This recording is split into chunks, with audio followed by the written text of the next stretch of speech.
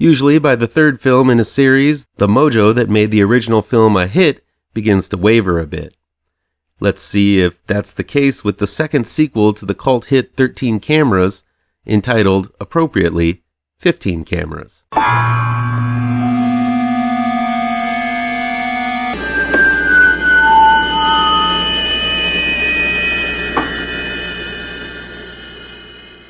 Welcome back to ML Miller Frights. I'm ML Miller. Before we begin, please do me a favor and punch that like button down below. Share this video with all of your social media addicted pals. Click subscribe to this channel and ring that bell for notifications. 15 Cameras is new this week in select theaters and on demand from Gravitas Ventures. It's directed by Madden and written by PJ McCabe. One might have thought the creepy slumlord, Neville Archambault, was done for good. At least that's what the authorities believed when they found the creeper's van burned to a crisp in the middle of nowhere. But his legacy lives on as a Netflix-style show based on the events of the first two Cameras films becomes the obsession for Skye, played by Angela Wong Carbone, who, with her husband Cam, played by Will Madden, has purchased one of the slumlord's old homes to renovate.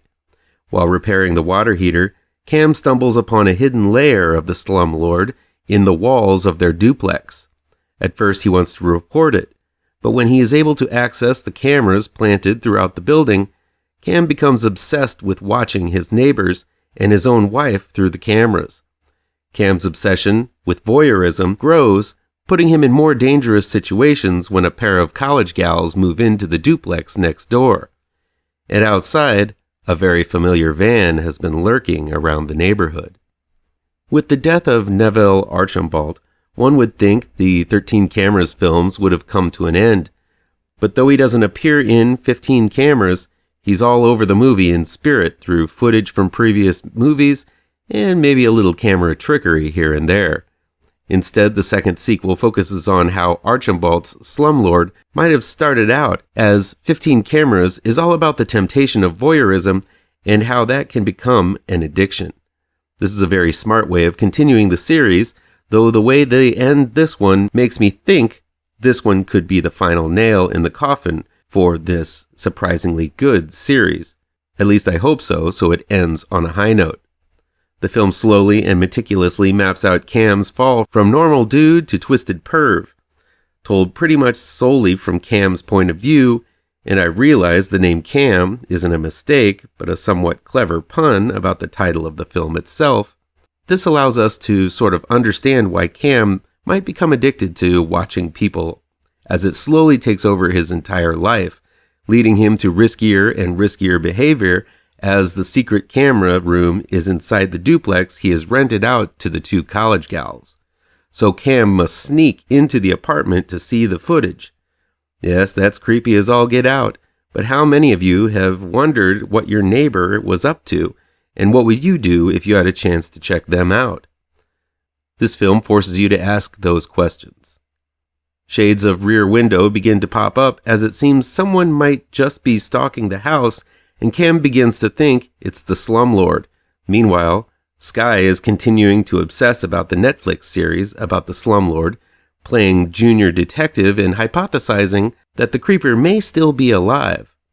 That's a whole lot of intersecting plot lines, but the filmmaker behind this one, director Madden, and writer PJ McCabe, who starred in the first 13 Cameras, juggle these plot lines with ease. What could have been a messy movie with all of these differing motivations and obsessions really played out in a cohesive and intelligent way.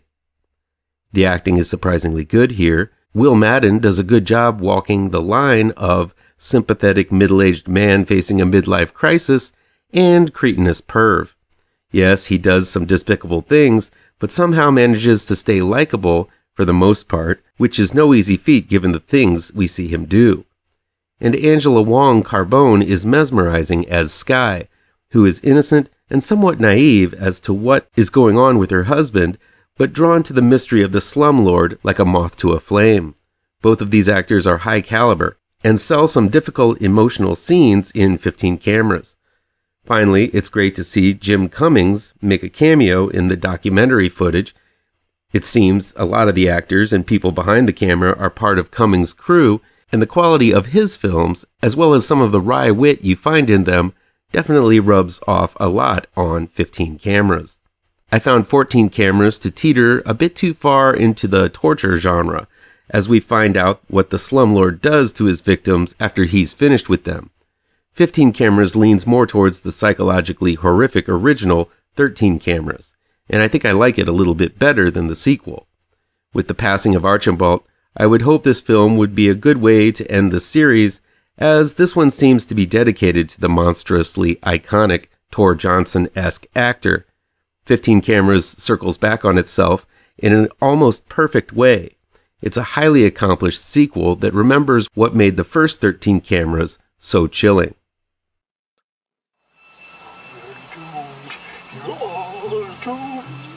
You're doomed